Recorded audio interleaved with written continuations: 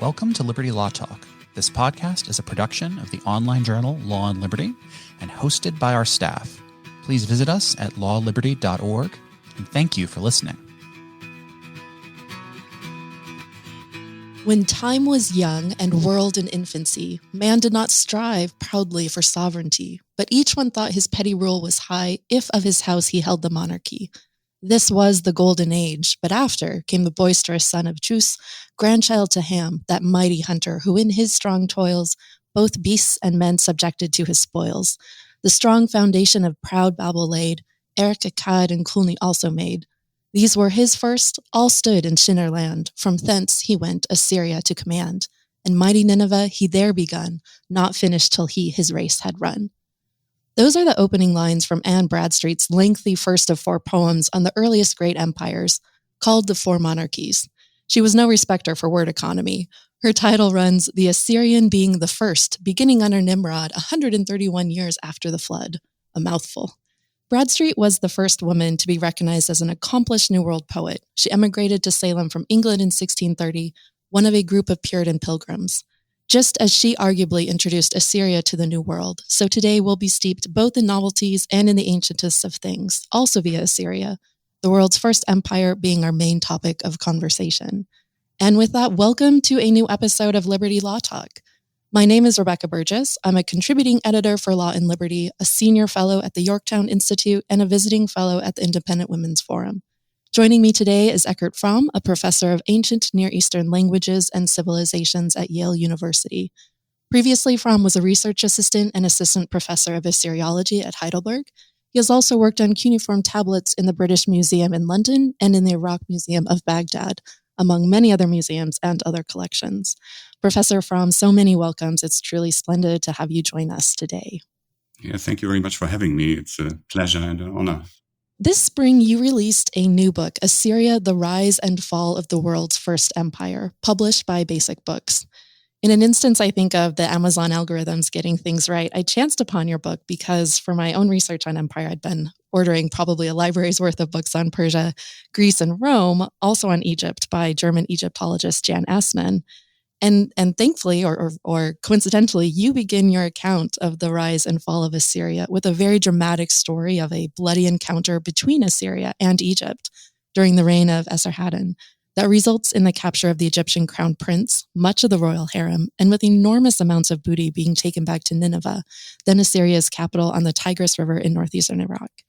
Before me cities, behind me ruins is the inscription that encapsulates this classic imperialist behavior. It rather reminds me of the front toward the enemy warning on claimer mines.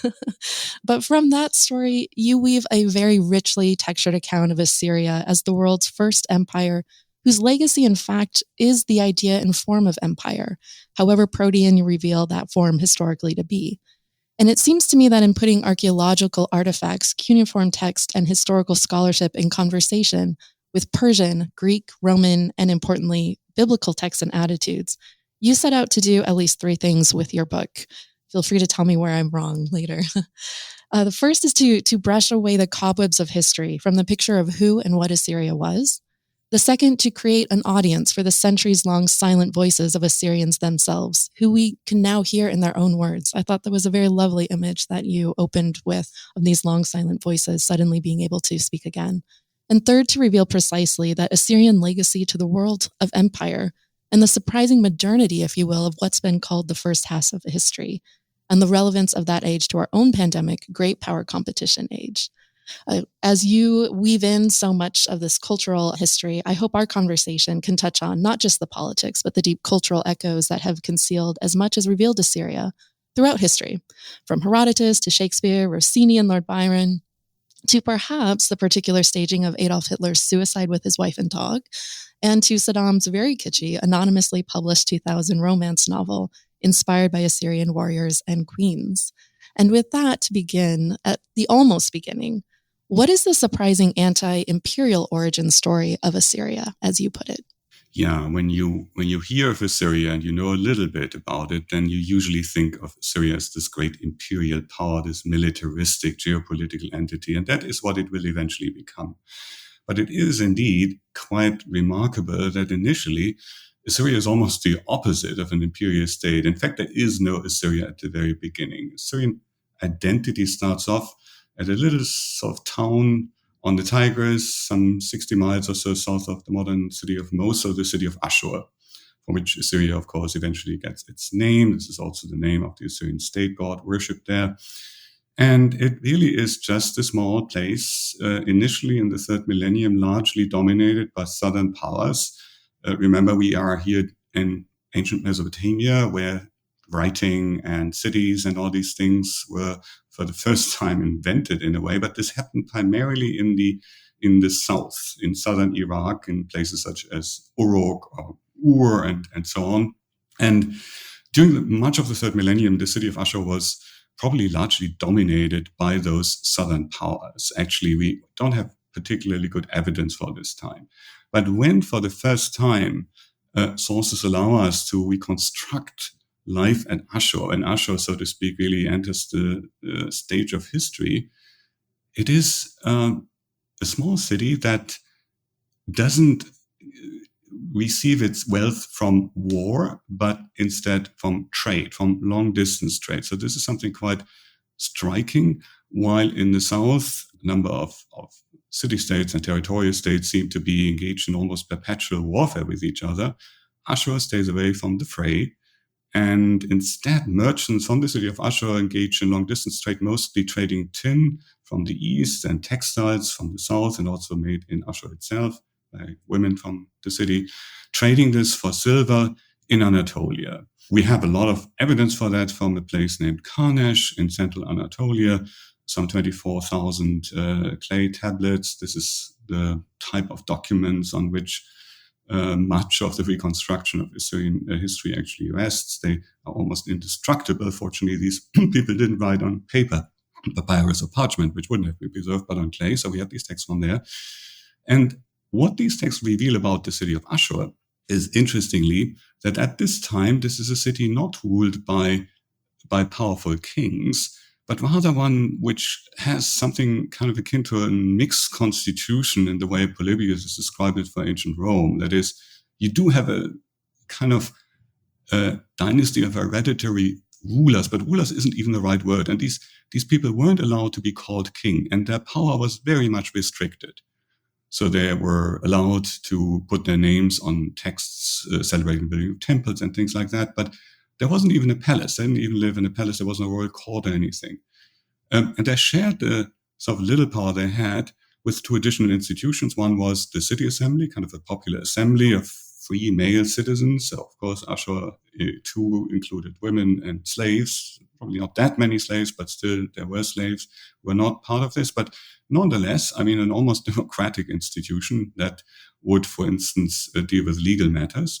And there was also the institution of the so-called limum, as it is called in Assyrian, it's often translated as eponym.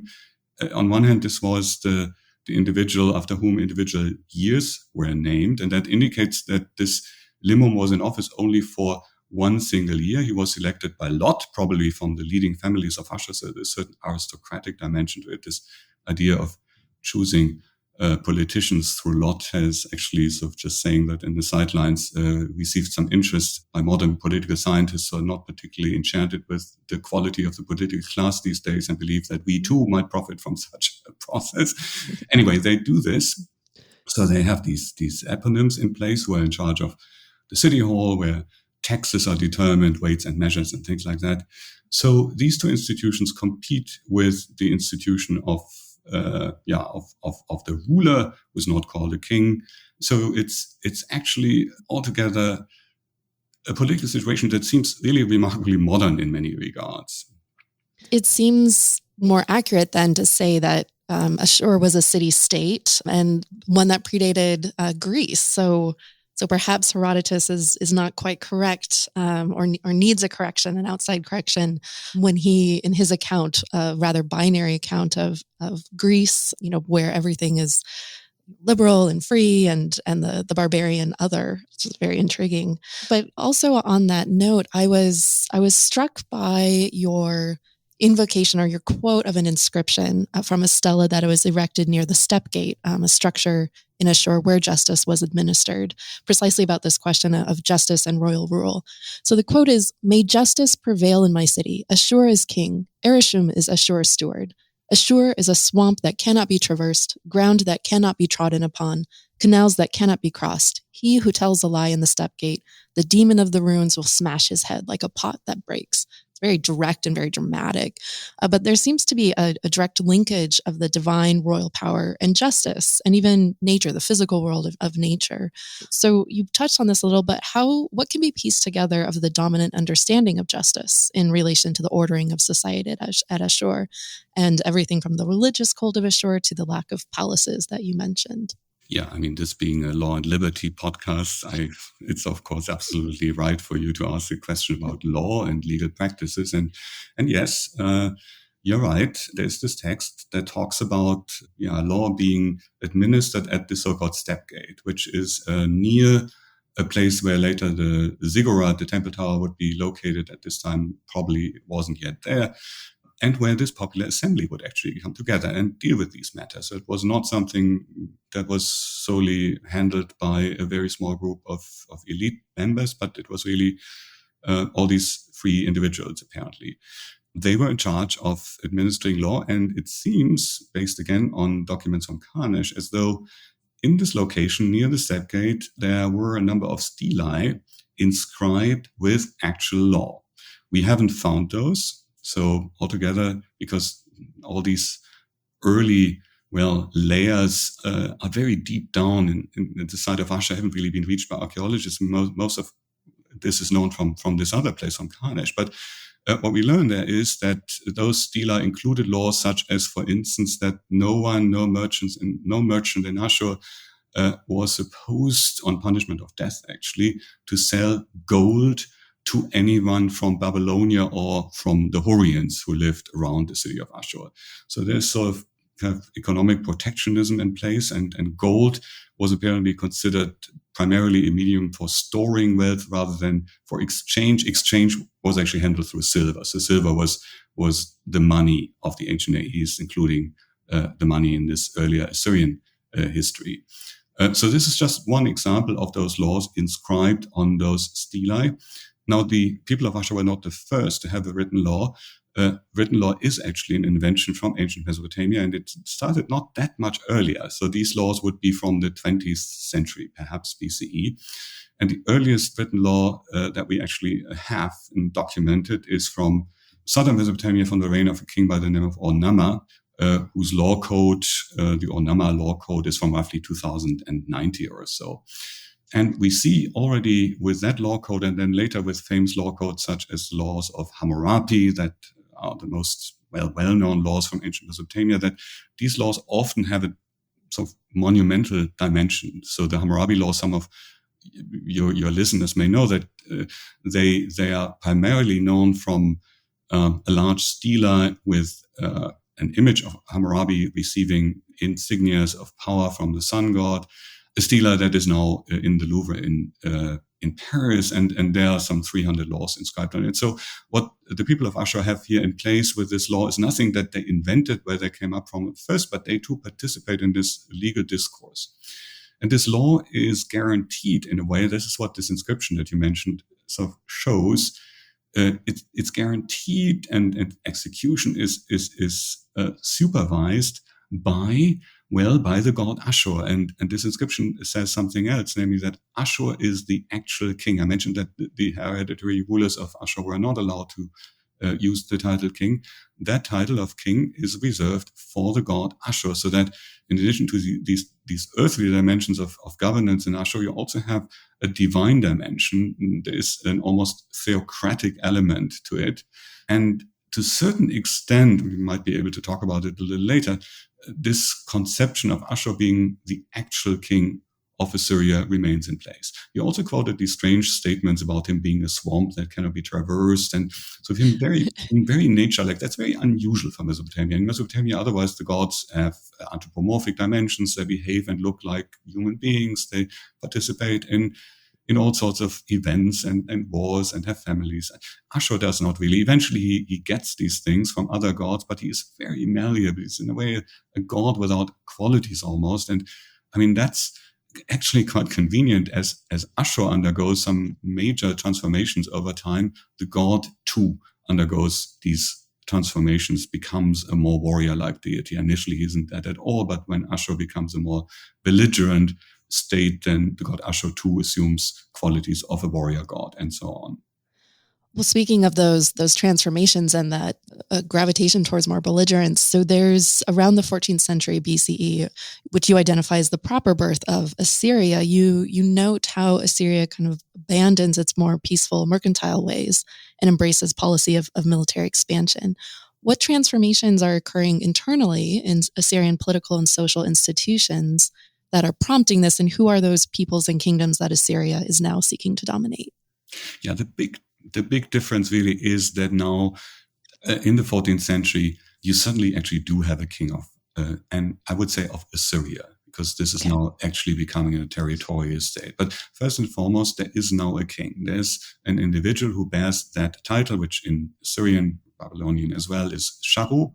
And the first for whom this title is attested is a king by the name of Ashur-uballit, who was probably instrumental in the transformation Assyria undergoes during this time.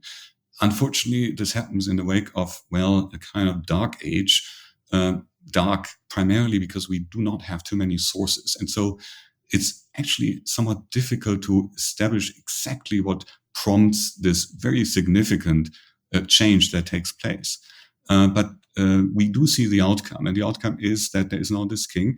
We actually have fragments of a coronation ritual from a little later, but probably already in place, at least in similar form, in the 14th century. And in this coronation ritual, you still have this notion of theocracy. There still is the priest shouting to everyone during the coronation of the king, Ashur is king, twice actually. So there is this notion that Ashur remains king. But then there is also now a kind of earthly counterpart, and that is, the king of Ashur at this point. And the god, you did this Ashur as king is reminiscent of medieval coronation chants such as Christus vincit, Christus regnat, Christus imperat, Christ is victorious, he rules, he governs. But there too, of course, it's in the context of a king being put into office. And that's the case here as well. And the god, through the priest, then asks the king of Assyria to expand his land. So Rapish Matka is the Assyrian. So there is a divine command to the Assyrian king in this coronation ritual to expand the territory of Assyria. So a kind of proto-imperial mission is expressed here for the first time. And that is what these kings from this period onwards actually do. Very much in contrast to the so-called Old Assyrian period, about which I've talked before, they now go on campaign almost on an annual basis. And the kings starting in the 14th century expand primarily first into the north and the east, so that cities such as Nineveh and Arbela, which later on would become emblematic urban centers of Assyria, are included in this territorial state. This is kind of the core area of Assyria. It's marked by this triangle of cities, with Ashur in the south, Nineveh opposite of the modern city of Mosul in the north, and in the east, the city of Arbela, which is modern Erbil in eastern Iraq. But then they also expand to the west, so towards the Levant, especially towards a region known as the Khabur Triangle, a very fertile area, a tributary of the Euphrates River, where they sort of create a second center of power, thereby really becoming, one of the major political players of this time. And they also become interested in the south. They engaged in numerous wars with the Babylonians. So this is another sort of leitmotif of Assyrian history, this preoccupation with southern Babylonia. The Assyrians acknowledge they receive a lot of their culture and their religion from there. The relationship is very much like that between Rome and Greece in this and also in other ways. But they also want to kind of politically dominate Babylonia, and the Babylonians are not too keen on that. So there is the beginning during this period of a constant a set of conflicts that are very charged because of the emotional nature of the relationship between these two places. So all these things essentially happen now and remain major features of Assyrian foreign politics for centuries to come. And it seems like as Assyria is barreling towards empire, one of these classic problems shows up, which is suddenly you have military leaders and heroes who can take away from the authority and rule of the king. So how does Assyria, how do they keep their military commanders and heroes in check? And how do they keep informed about the security threats on their perimeter? What kind of storylines should we be having in mind as we are seeing the kings seemingly lose some power in regards to some powerful court officials as they're on the brink of empire? Yeah, we see that for the first time play out this conflict between the king as the absolute ruler and someone competing with him for power. We see it for the first time essentially sort of in the 13th century and the 12th centuries BCE, when a viceroy, that's his official title, was implemented as the Assyrian representative of Assyrian power in this Chabur area, begins to try to gain his independence. So this western part of the kingdom, I wouldn't call it an empire yet, and the eastern one is the core one. That's where the actual king has his residence, still in the city of Ashur at this time. But during this time, for the first time, you actually see how in the West, this viceroy is trying to gain more power. There are conflicts. I sort of rush through the history now because it's impossible to really talk about all the details here. Right. What happens around 1100 or so is, and especially around 1000, is that Assyria undergoes a major crisis. Like all the states in the Levant and in the Middle East at that time, is often linked to the famous Sea Peoples who, invaded Egypt around 1177 BCE. Their arrival was probably prompted by factors such as climate change that led to further migrations. At any rate, Egypt is under pressure. Large states such as the Hittite kingdom disappear entirely, being destroyed in the wake of attacks by marauding migrants, it seems. The details aren't entirely clear. And it takes a little while until this chaos reaches Mesopotamia, which is located further east, including Assyria, but it does reach Assyria. And so around 1000, Assyria is really limited to its core areas. But unlike most other polities in the area, the Assyrian dynasty, most importantly, sort of stays on. So there's never an interruption in the dynastic line. The actually dynastic line remains in place uninterrupted until the late 7th century. So for about 1000 years, which is really quite remarkable. And that means that when the dust settles, and in the Syrians, especially the Arameans who attack, the various Assyrian cities and so on, when those Arameans begin to settle, and when also it seems precipitation increases again, and therefore the agrarian output becomes again more abundant, the Assyrians are the first to profit. And it is then in the 9th century BCE under kings such as Ashurnasirpal II, who moves the political capital, to a new place, the city of Culneh in central Assyria, and his son Shalmaneser III, that the Assyrians first regain their former territories, and then under Shalmaneser even move beyond. So for the first time now, they really also campaign on the eastern Mediterranean coast. They go far into Anatolia and so on. But they do not yet annex any of these places. And what happens in the wake of Shalmaneser's reign is that a number of nobles, so-called magnates, the great ones in Assyrian, provincial governors, and especially military officers who have control over armies in border areas, again begin to seize power at the expense of the crown. Now, many of these people at this point seem to have been eunuchs, and that, of course, is for a reason, because the kings want to avoid exactly a scenario where those guys start to create dynasties of their own, and that has essentially been successful, it seems. So we have not really any evidence for any of these people really forming family dynasties. But we do see that for much of the first half of the 8th centuries, they call the shots. So there are now people, especially a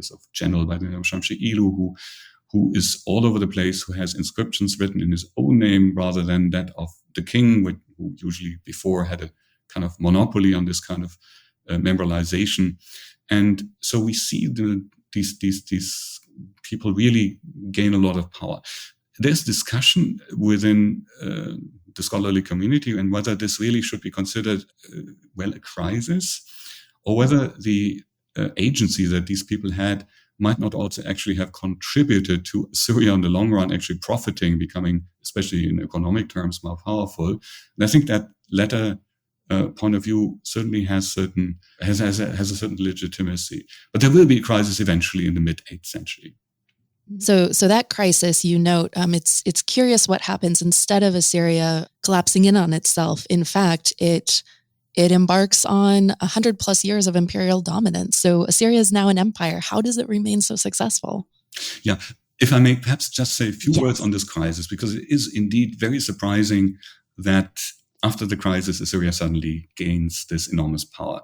And because this is actually one of the new points in my book, I just want to and also perhaps resonates with our own time, I would like to just say this. Between 765 and 745, Assyria undergoes a really difficult time. And I believe one reason for that is a plague. So what we see is that hardly any campaigns are undertaken anymore. The army stays at home. We have a number of sources that tell us that. And there are actually rebellions against the king. That's two mentioned in Assyrian sources. And I believe that a major cause of all this was actually epidemics, because important chronological text from Assyria tells us that there were at least 2 bouts of, plague epidemics ravaging Assyria at this time. So during this period, things really didn't look very good. And then suddenly with the year 745 and the rise of a new king by the name of Tiglath-Pileser III, Assyria suddenly expands massively. By the end of the reign of this king, it rules over all of the Levant almost. So it has conquered significant parts of Israel, for example. It has expanded to the east. It rules over Babylonia. It's twice as large as it was before. Tiglath-Pileser also annexes many of these places. That is, he turns them into Assyrian territory, taxes them rather than just extracting tribute. So this is, in my view, when Assyria becomes an empire. And then, of course, the question is, why is this? How is that possible, considering that before there was this really pretty disastrous crisis? And I would say, what we see here is that, history is not determined by laws. You can adapt if the challenge is not too big, at least. And here I would say what Tiglath-Pileser does is he adapts, he compensates for the loss in wealth and also in labor. Lots of people probably died by conquering new places, extracting their wealth, and then also deporting literally hundreds of thousands of people. So the Assyrians are always deporting people from other places, bringing them to new ones where they would serve as the labor force. But under Tiglath-Pileser, that the numbers increased dramatically, and I think he does it in order to make up the losses that Assyria had suffered before. I also think that probably this epidemic had also affected other places in the area, which would have made it easier for Tiglath-Pileser to conquer these places. Also, it's clear that, of course, the disaster cannot have been as bad, that no troops were there at all anymore. But I think there was a real crisis, and what Tiglath-Pileser does when he kind of invents the idea of empire and creates the first empire, in my view at least, the world's first empire, is that he reacts to the crisis. So empires are synonymous often with conquest and militaries and armies. So I'm wondering if we can spend a little time talking about the military here, the Assyrian military, how they organized it, and how violent it was, or any Assyrian tactics or behaviors actually were in their relation to their enemies on the battlefield. We have, of course, through history, and as you point out, it might be a little bit of a blackballing of Assyria in this regard. Maybe they weren't as violent as they are portrayed. At the same time, though, there are some indications that they could be pretty violent. If I'm remembering right, there may have been some indications of cannibalism, also frequent skinning of enemies and public display of the flayed flesh. And then, of course, the boast of Sennacherib, and I know I just said that wrong, about Babylon, that he had dissolved it in water and annihilated it. Just reminds me, of course, of Rome and the sowing of salt in the fields. Yes, if you could just explain maybe a little bit about the military in Assyria. Yeah, this is a question I think that is important and needs to be addressed when you talk about Assyria. So just a few words about the army. Of course, the army was an extremely important institution in Assyria in the first millennium. Without the army, it wouldn't have been possible to conquer all these different areas. Well, it included sort of a standing army, a stationed in the capital under control of the king. But of course, it would have been impossible to just go out and with this fairly small army to do what the Assyrians eventually managed to achieve. So there were also army contingents, army units elsewhere in the provincial capitals. Assyria at this time was organized into provinces. In the end, in the 7th century, I think of roughly 70 provinces or so. Each of them had a capital with a provincial governor, and all those governors also had to entertain army units. So when a king would go on campaign, he would sort of gather up those army units as he went along. And Assyrian vassals, that is, kings or formerly independent kings who considered the Assyrian kings who were clients of the Assyrian kings, they too had to provide army units. The Assyrians were very open to including in their troops specialists from other places. For instance, the Assyrian chariotry was made up to a significant extent after the conquest of Israel in the late 8th century by contingents of chariots from Samaria in Israel, so the capital of Israel at the time. And there were other such foreign components of the Assyrian army. Of course, the Assyrian army, when it went on campaign, would often act in violent ways. And the Assyrian kings described this violence with a great deal of detail. What I would say here is, though, that first, of course, the Assyrian kings are not the only ones. Somehow, though, there's a lot of focus on those Assyrian inscriptions when it comes to descriptions of violence. But, for instance, when you look at inscriptions and images from ancient Egypt, from the New Kingdom, you see too how soldiers heap up large amounts of heads and penises of slaughtered enemies before Pharaoh. So Egypt is not just sort of nice dancing girls sort of depicted on the walls of some tomb. You have violence being very aggressively marketed in a way in ancient Egypt as well. And of course, violence was also simply used by everyone in the ancient world up to today. Of course, violence is something that is being implemented by most states at some point. And when you compare, let's say, the behavior of the Assyrians with that of, let's say, the Romans, my feeling is that the Romans probably were actually more violent. So what's also important, I think, is that we might be a little bit misled by those royal inscriptions. The royal inscriptions focus very much on violence. And it is the question why they do that. I mean, some have argued, well, deterrence, but many of these inscriptions were not really accessible to enemies. So my feeling is more like they were set up often, in the Assyrian cities, of course. They were consumed by the Assyrian elites, and then sort of one of their main purposes may have been sort of to immunize those who were expected to go to war with respect to using violence, so that they wouldn't be afraid of doing so. Because this is, of course, one of the big problems. When you have an army, you must make sure that the army is somewhat willing to engage in killing. We also know, of course, that the Assyrians often enough preferred diplomatic solutions over violent ones. So if there was a chance to talk an enemy or a rival into submission, they would certainly go for it. When you look at the situation in Jerusalem as it is described in the Bible, the attack by Sennacherib, whom you mentioned, Sennacherib is his name, whom you mentioned in 701, he attacks Jerusalem. And in the Bible, you have a story of how the chief general talks to the people there and says, okay, just give up, and okay, we will deport you, but we will do so peacefully, and we'll settle you in some nice place where you have your own fields and gardens and everything will be great. And of course, this is propaganda, but that's also important to keep in mind. I mentioned the deportations. Of course, deportations are acts of violence. No one wanted to be deported. These were acts of body snatching, but these were not genocidal acts. So what is important, and this is really a big difference, let's say, from modern states such as Nazi Germany, or so sometimes the Assyrians are compared to those, and I think that's problematic. The Assyrians had no interest in mass killing. The Assyrians wanted a labor force. They wanted people to be able to pay taxes. They also needed anyone, to be of a certain religion, ethnicity or so. So they had no prejudices at all in this regard.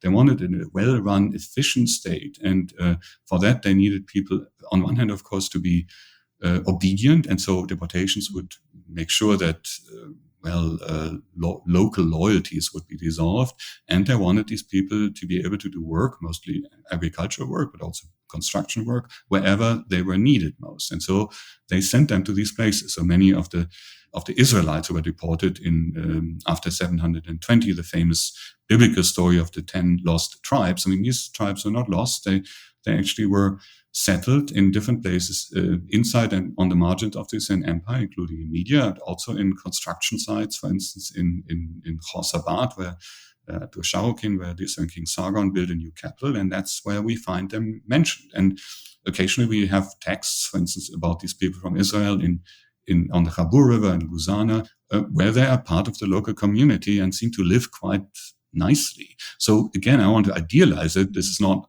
how things should be, obviously, but I think it's important to, not to exaggerate the degree of killing and to make clear that, again, it was important for the Assyrians to have actually a large population for the Assyrian kings.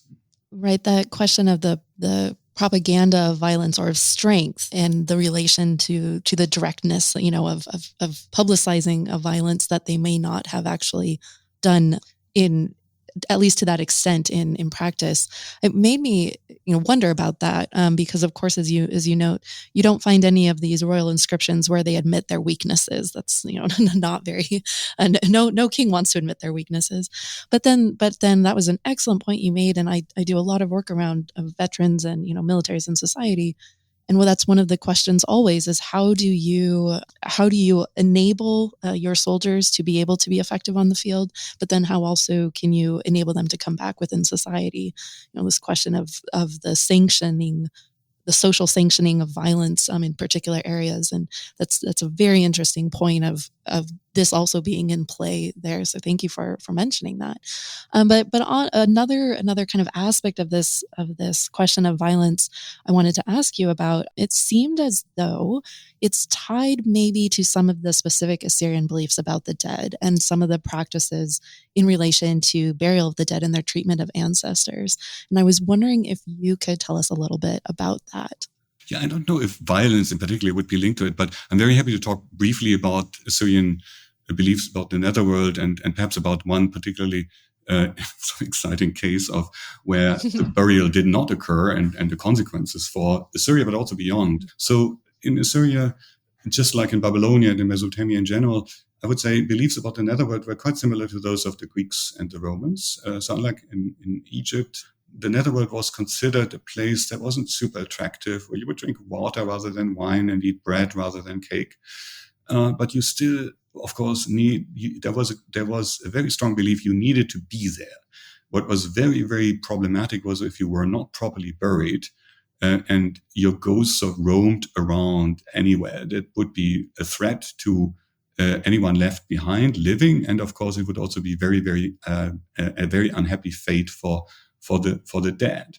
So what the Assyrians usually did, they buried their dead in subterranean vaults if they had enough money to have a decent house under their houses. So in places like the city of Ashur, many houses were found with these vaults, basements where essentially skeletons in their closets, where once a month at least the children would go down and make a small sacrifice to their parents or grandparents and ancestors. So this is how this worked. And for Assyrian kings, it worked actually quite similar, only that their tombs were apparently much more lavish. None were found undisturbed, but we know where those tombs were located. The royal tombs, were located in Ashur in the so-called Old Palace, where the Assyrian kings continue to have a kind of temporary residence, even after the capital, the court had moved to other places, first Calach and later on actually to Shaokin and Nineveh. So the idea was to bury your king there once he dies. But on one occasion, in the year 705, King Sargon II, the one who actually deported those Israelites, along with Tiglath-Pileser,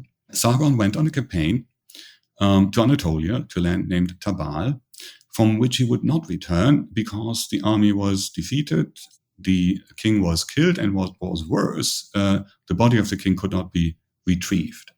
So it disappeared. Somehow it was taken away by the enemy. And that was clearly considered a really problematic issue. And you kind of sort of see that a whole discourse unfolds among the Assyrian elite, what this all means. If something like that happens, the idea is here, then the gods must be displeased. And there's actually a text from later times in which Sennacherib sort of seeks to establish the nature of the sin that Sargon must have committed so that he was killed in this rather terrifying way. It's also interesting that Sennacherib then moves away from the newly built capital that Sargon had just created into a Shaokin, and it creates a new capital at Nineveh, at great expense, of course. So clearly he doesn't want to be in the shadow of this king who died under these very problematic circumstances. And we see, for instance, an Assyrian scholar, we have a lot of information on these scholars, intellectuals, and so on, copy the 12th tablet of the famous Gilgamesh epic on this occasion. And in this 12th tablet, Gilgamesh and Enkidu talk about the fate of those who die, and the text ends with people who die on the battlefield and cannot be buried. So clearly this is in reaction to all this unhappiness about the death of Sargon. At the same time, we can see in Israel that, of course, where Sargon is remembered, he has just conquered Israel, and he has been aggressively trying to bring Judah, the southern kingdom, under Assyrian control as well. He is not very much beloved. And there in Isaiah 14, we find a kind of mocking dirge related to his king. So there, fun is poked at this king who was so haughty and who climbed up the highest mountains and was this great man, and was then, though, brought down and not even buried away from his tomb, as the text says. And here, what one can sort of see is the strange ways, sometimes religious ideas develop. There is one line in this text, in this Isaiah text, which reads something along like, "How have you fallen from heaven, O day star, son of dawn?" And this fall, this statement is, of course, meant here as a metaphor, but later on was taken literally. Jesus says somewhere in Luke, I think Luke 10 or so, that he saw Satan fall from heaven. And the fathers of the church took this up, combined this New Testament passage with the passage in Isaiah 14, and said, okay, in Isaiah 14, this is actually a reference, to Satan, to the devil.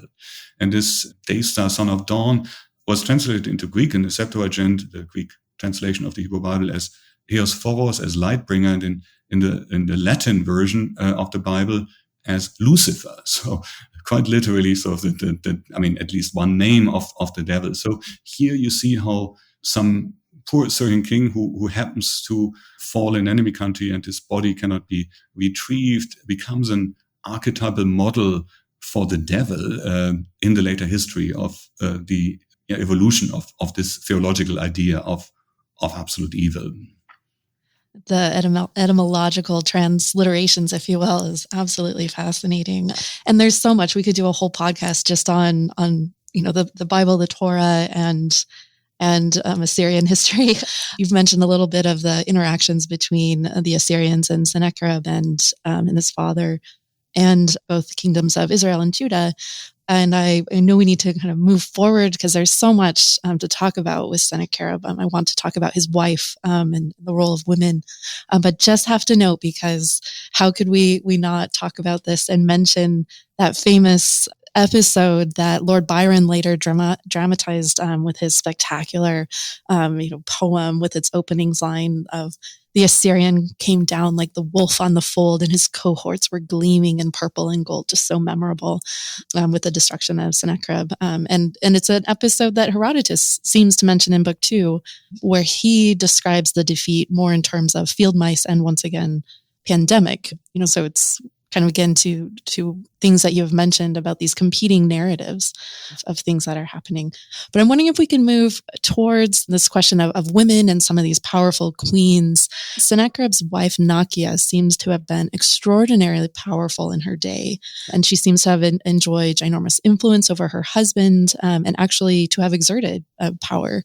And she's the only one to have left a building inscription in royal style, for instance. What does her story reveal about the role of women in the Assyrian Empire and her possible connections to the unraveling of that empire? Yeah, so Assyria from the beginning is fundamentally a patriarchal society. So men are the ones who call the shots to a significant extent. But women have a lot of agency as well. And that is already the case in the old Assyrian period during, the city-state of Ashur. engaged in this long distance trade. All these husbands were away, of course, were trading in Anatolia, and their wives were sitting at home in Ashur and were managing the household and were managing the production of the textiles to be sold, and dealt with the children and dealt essentially with everything. So we have lots of letters written by those women who were quite clearly illiterate, an important thing to keep in mind, and complained with their husbands about things not being quite right and the way they should be, and make very good suggestions of what should happen. So often enough were actually the ones who played an instrumental role in making all these things work. But you asked about politics. And yes, even though the Assyrian king list, an important document about this Assyrian dynasty that was in office for such a long time, is called a king list for a reason, because it only includes the name of male rulers. It is very clear that women in various periods played very significant roles. One very famous is a queen named Samuramat in Assyrian, who was sort of active around 800. She was the mother of King Adad-nirari III, who was probably minor when he became king, and went on campaign with or for his son. This is mentioned in an inscription, and later becomes the model for the famous Greek femme fatale Semiramis, who is sort of an archetypal Oriental female despot, fascinating, licentious, all sorts of things. So in many regards, a Greek projection, of course. So everything the Greeks thought was wrong in the East, but also fascinating because it, of course, put into question Greek narratives about male superiority.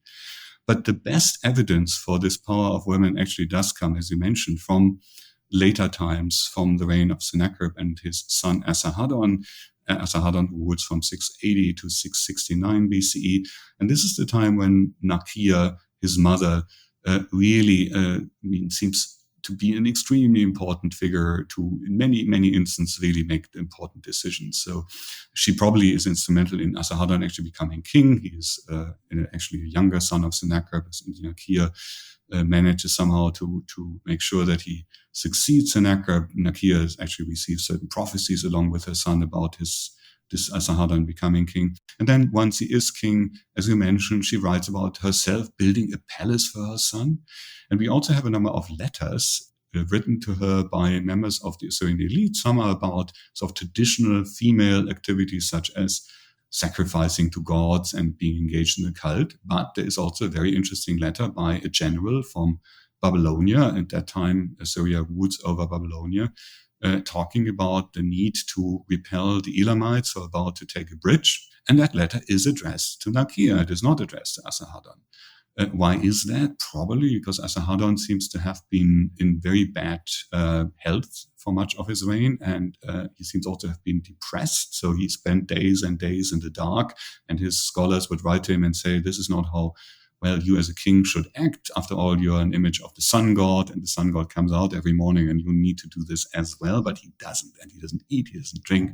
So this may be one of the reasons why Nakia is so powerful. I personally wonder, and I can't prove that, whether there might be something else.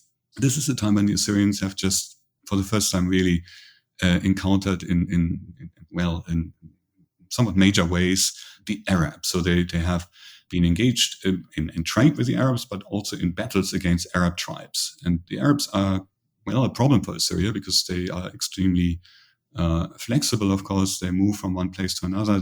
Their cities, they have a number of cities, are protected by hundreds and hundreds of miles of desert, so it's very hard to get there. And what is particularly striking is that during this time, we learned this all from Assyrian inscriptions, or not from any other sources. We learned it from these Assyrian inscriptions. They are ruled by women. So those Arabs actually have queens rather than kings. They have few kings, but most of these rulers are actually women. And they are not just playing cultic roles. They are really there when campaigns take place. They're the ones who call the shots politically. And I can't prove it, but sometimes, an empire doesn't only sort of influence its periphery, we can also be the other way around. So the periphery influences things in the center. And I wonder whether these encounters with this Arab genocracy, this rule of women, may not have encouraged at least attempts by women in Assyria to do this as well. And Nakia is not the only one. Later on, we have others. Nakia, by the way, is then imposes loyalty oaths on all the people in Assyria. When she feels after Esarhaddon's death, she must make sure that Esarhaddon's own successor, Ashurbanipal, is really accepted as the new king. And so it is Nakia in whose name these oaths of loyalty are to be sworn. So there's another example of her really having a lot of power. Later on, during the reign of Ashurbanipal, a sister of the king is negotiating between Ashurbanipal and the then king of Babylon, who had a brother of Ashurbanipal who has defected. So she's sent there to negotiate. There are literary texts about this, which are quite interesting, were found in Egypt. So again, a woman charged with a very important diplomatic mission. So clearly women, especially in the 7th century BCE, did play a big role in Assyrian politics. That is very fascinating. I'm very glad that you brought up Ashurbanipal. For anyone paying attention, living in San Francisco, his statue is in fact right in front of what was the former main library in San Francisco. And this brings up a really fraught but interesting and fruitful conversation. And you do spend some time with this, is showing how in this figure we see the combination of how beauty and learning can coexist with cruelty and sadism, and how, from our perspective today, we can look at this figure and think, oh, look at this wonderful, Renaissance man who this king who loved learning and wanted to gather all this knowledge, and he's just like us. But at the same time, he was a very cruel man, and probably would not want to be our friends. So what is the lesson, if you will, from the figure of Ashurbanipal? I mean, I would answer with the German philosopher Walter Benjamin having famously quipped that there's no document of civilization that is not at the same time a document of barbarism. There is some truth to that, I think. This is what you can really observe when you look at Ashurbanipal. With Ashurbanipal, we reached the age of the height of Assyrian art. When you look at reliefs from Ashurbanipal's palaces in Nineveh, this is remarkably beautiful. These reliefs, especially these reliefs where the king hunts lions, the depiction of these lions and other animals, very naturalistic. This is extremely artful. And of course, you mentioned it, for us modern archaeologists of particular importance, but in general of great significance, the fact that he created the first universal library. So he creates a library at Nineveh. Some 30,000 tablets and fragments were found there in the mid-19th century, still providing kind of the basic stock of what we know about Babylonian Assyrian literature, because he collects everything, not just from Assyria, but also in particular from Babylonia. So he does all these things, and yet at the same time, when you read his inscriptions, you encounter a man who is spiteful, who is really brutal. And yes, they were all kind of brutal, of course, but you have the feeling, whereas other kings just did deserve as a matter of course that they occasionally would inflict violence, Ashurbanipal has an almost sadist pleasure in describing this violence in great detail. So how enemies are forced to grind the bones of their fathers and then are harnessed to chariots they have to carry, sort of draw and things like that. So they're bound together with bears on dogs in the city gate. You see Ashurbanipal banqueting with his queen, and what seems like a very idyllic scene at first glance, drinking wine, sort of in a little vineyard in Nineveh. But when you look closely, you see that the head of one of his greatest enemies, the Elamite king, probably Teoman, hanging down from a tree.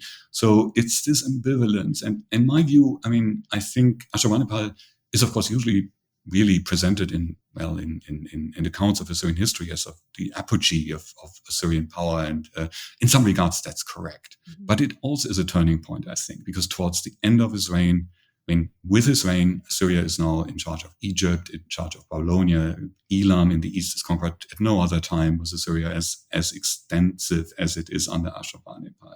But towards the end of his reign, he loses a lot of territory. And it's, again, very hard to determine the causes. I mean, the question of what brings the fall of the Assyrian Empire about is one of these big questions, of course, that will never be answered in such a way that everyone will agree, I think. But I do believe that Ashurbanipal's sort of failure of leadership on some levels played a role. Ashurbanipal sort of, I think, made the mistake that he put these professions of greatness that all Assyrian kings were usually providing. So they were the greatest scholars and warriors, etc. But Ashurbanipal, unlike the other kings, he put these professions to a series of public tests. So he really sort of had an arena built and then slaughtered lions before an audience at Nineveh. And I can't imagine that this was not somewhat ridiculous. I mean, the lions were probably sedated or something, and then he was well protected. So he claimed he was this great warrior, but it's clear from a number of inscriptions that he actually did not go to war at all. He hated it. He stayed at home. There was a very convenient prophecy in which someone had seen the goddess Ishtar telling the king, "No, just stay home, eat, drink, and make merry, and the rest I will do for you." This is a tradition that is later associated with the figure of the Greek Sardanapalus, a kind of caricature of Ashurbanipal as an Oriental despot. And in many ways it is again a caricature, but there is also some truth to it. He claims to be this great scholar, but when you look at what he actually wrote, the letters that he exchanged with some of the scholars, they explain the most basic things to him. And people may have noticed, they may have realized, well, this guy is actually claiming all these great things, but he doesn't really do anything. And it may have led slowly but steadily to a loss of grip on the part of this king. And as time went by, with very weak kings following him, eunuchs taking over, this was then probably one of several reasons, of course, leading to the fall of Assyria around 612 by the hands of the Babylonians and the Medes. That self-inflation, of his own scholarship, it reminds me just a little bit, and it's of course, not to the same degree at all, of these accounts of Napoleon writing to Josephine and telling her all about music and schooling her in music, and his own opinions are just quite terrible. And it's kind of amusing. Of course, Napoleon was a military genius and all these other things, so he did have some things to brag about, I guess you could say. But so now we're at this moment of collapse, and you mentioned that there is this big historical mystery that Assyria falls, and it's an event rather than like Rome, a protracted process of decline, sudden, abrupt, and brutal. And of course there are these notes throughout of a rhyme between Rome and Assyria. And what I thought was interesting or noticed was that Assyria kind of stood, if I'm getting it right, to Rome as, say, Rome stands to America often for us today, or even for the British Empire, as this kind of cautionary tale, a morality tale of, oh, look what happened here, let's not do that. Kind of that thing against the wall that we look at. But Assyria, in a sense, has a different cultural legacy. There is that legacy, but it has much more of a legacy. And I wonder if we could turn to some of those questions of the legacy.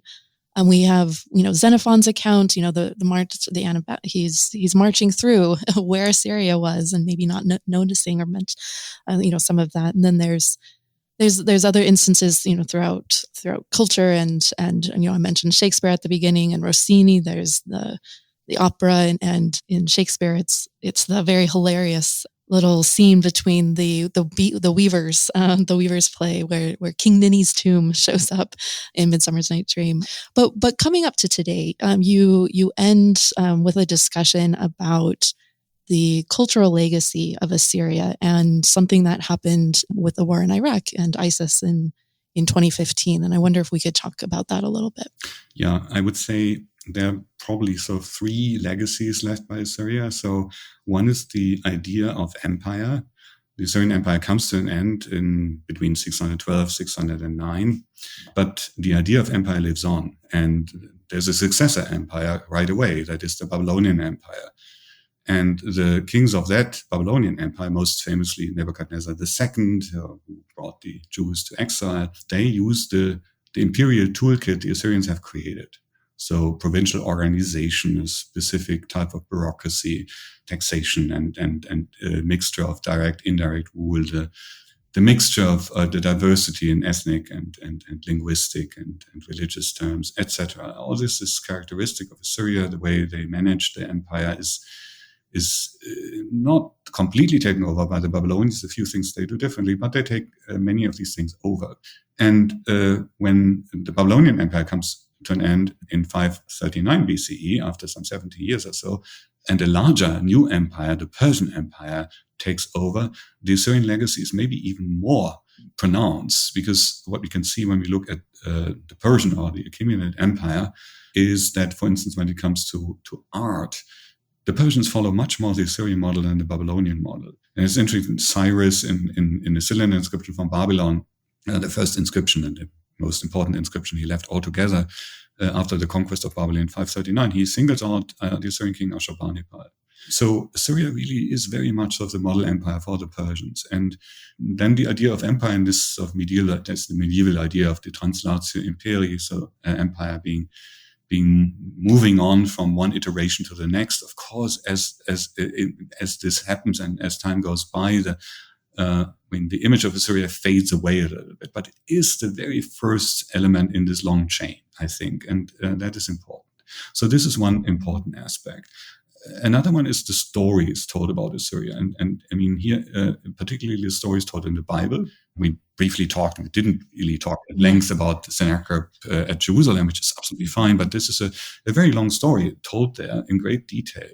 And for the biblical authors, Assyria really clearly also is the first empire. And it is a great, great problem. They talk a great deal about it. They provide us with the names of many of the kings, and they're quite accurate. In some cases, even princes and so on are mentioned. Assyria for the Bible also is, I think, important in that the idea of autocracy that empire represents is adopted and used to create a new revolutionary image of God. So rather than the king who is in charge of everything, it's suddenly God. And this is a complex process. So this evolution of monotheism is not just something that comes out of the encounter of the Israelites with the Assyrians. That would be too simplistic. But I do think one important element in that story is actually this transformation of the Assyrian royal ideology into a religious idea of divine omnipotence. So this is the second important legacy. And the third is and that brings me perhaps to the end of your question, I mean, what you find on the ground. I mean, you rightly said that the fall of Assyria was more an event rather than a process if you compare it to Rome also. And indeed, it was a dramatic moment. I've called it the First World War. These many wars waged between 616 and 609. It involved the Babylonians, the Medes, the Egyptians, the Judeans at some point, the Oartians, many others. That was really, really drastic. And it ended with the great Assyrian cities all massively destroyed. So Nineveh was gone and Ashur was. But then, of course, it's also important to keep in mind that not everything was entirely gone. I mean, there were lots of sherds, but they were still there. And for instance, in Ashur, where everything had started, things so Assyrian also continued, at least for quite a long while. So, for instance, we have Aramaic inscriptions from Ashur from the 2nd century AD, so some 800 years after the fall of the city, where people still talk about worshipping the god Ashur and his wife Sheruah, just like these 800 years earlier. So somehow the temple of Ashur survived, the worship of Ashur continued in Ashur, and not everything was entirely gone. And we also see how, as eventually Christianity takes over northern Iraq, how Christians in this area begin to identify with the Assyrians. So there are stories, for instance, about the Assyrian king Sennacherib converting to Christianity from a chronological point of view, a rather sort of strange assumption, considering that he ruled from 705 to 681 BCE. But there you have it. And you have other stories about Assyrians being involved in Christian ideas. And you have, especially then since the 19th century, a very strong sort of neo-Assyrian identity, Assyrian Christians in that area, considering themselves the descendants of the Assyrians. And you mentioned the statue of Ashurbanipal in San Francisco. This was something that was created by a member of the Assyrian community, of course. So there is some continuity, in fact, in place. And it is therefore all the more regrettable that in recent years, essentially since the 19th century, these Christian communities have really suffered a great deal from persecution and attacks by a variety of different people, and are now dispersed all over the globe. Essentially, there are still some people in this place, near Mosul or in the Tur Abdin or in other areas originally part of the Assyrian kingdom. But most of these Assyrian Christians now actually live in Europe and in the United States, at some centers like Chicago or so.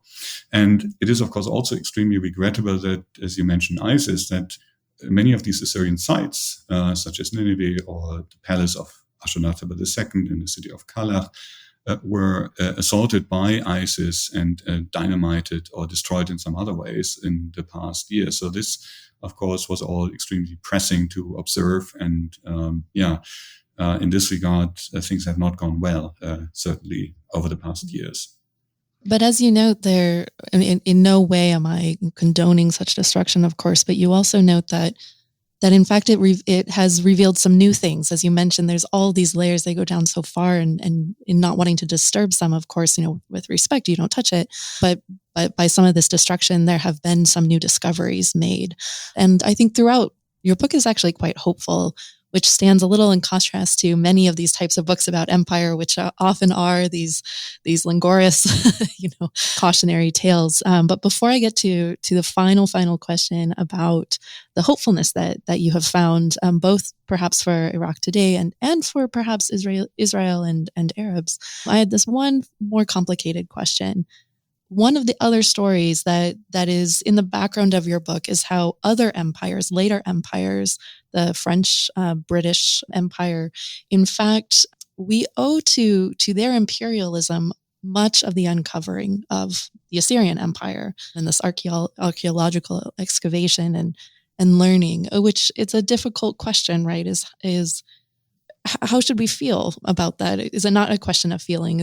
What is the kind of intellectual stance to think about how we rely on other expressions of power and imperialism to uncover these legacies of knowledge? Yeah, this is a difficult question. You're right. You're absolutely right. You can give a short answer. And the rediscovery of those sites, rediscovery should be in quotation marks, because sites like Nineveh were never entirely sort of lost. People there knew this was the ancient city of Nineveh. It was a place where the tomb of Jonah was, for instance, located and things like that. But the rediscovery, let's say, of traces of the actual Assyrians, of the cuneiform tradition, the decipherment, this was very much largely a Western project in the 19th century. And it has just so happened that this was the time when Western imperialism was at its height. It is important, I think, also to remember, of course, that at the time, these sites were part of the Ottoman Empire, and neither the British nor the French nor anyone else was a colonial power there. So the British and French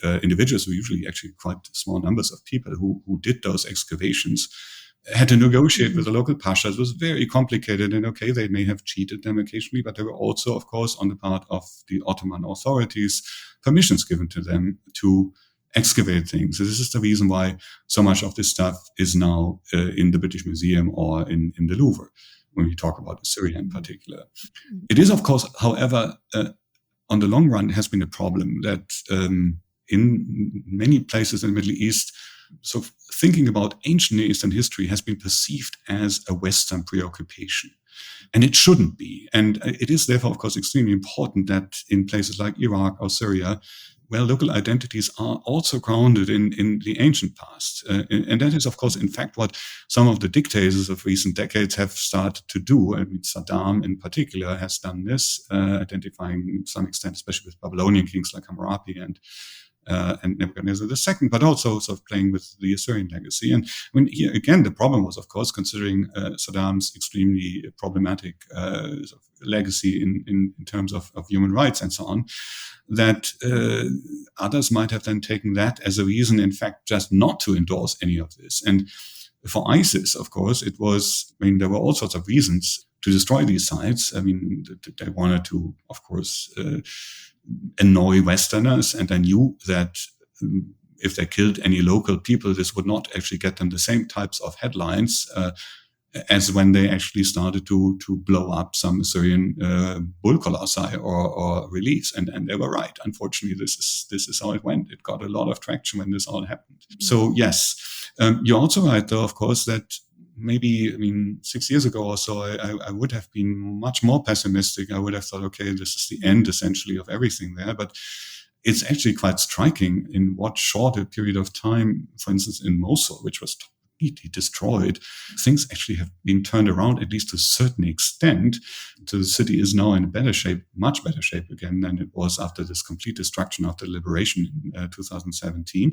And in fact, new excavations have taken place. ISIS itself, while claiming that it would destroy all this stuff because it was idolatrous, etc., of course, also sold things from those sites, excavated and sold it on the antiquities market. But for that, they created tunnels underneath one of the mounds in Nineveh, and those tunnels have now been explored by archaeologists from the University of Heidelberg, and they have uncovered, for instance, a new throne room with two thrones, one probably that of Assyrian, and the other one, we don't know. Either it was that of Nakir, his mother, or it was of his successor, Ashurbanipal. Very interesting question. So exciting new stuff indeed coming out. And that's the thing. I mean, you think it's all over, and then it goes on. So another colleague of mine, Karen Ratner from the University of Munich, has now started excavations at Ashur, which is under threat from a dam that's being built, of inundation, and all sorts of problems, of course. But she has been able to pull it off, along with Iraqi colleagues and so on. I myself have been in Baghdad last year, and it hasn't been super easy, but I was able to go to the museum and work in the museum and look at texts from Ashur, actually, that were excavated there when I was the epigrapher on this occasion in 2001, had disappeared during the chaos of the post-invasion period, 2003, etc. But they were retraced, and so I was able to study them again, or I try to sort of work on those now. It's what I have to do the next month and get them out next year.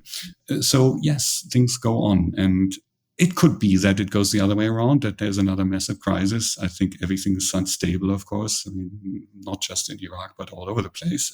But there are also opportunities. And I think all one can do, especially when you're a scholar, is use those opportunities that are out there.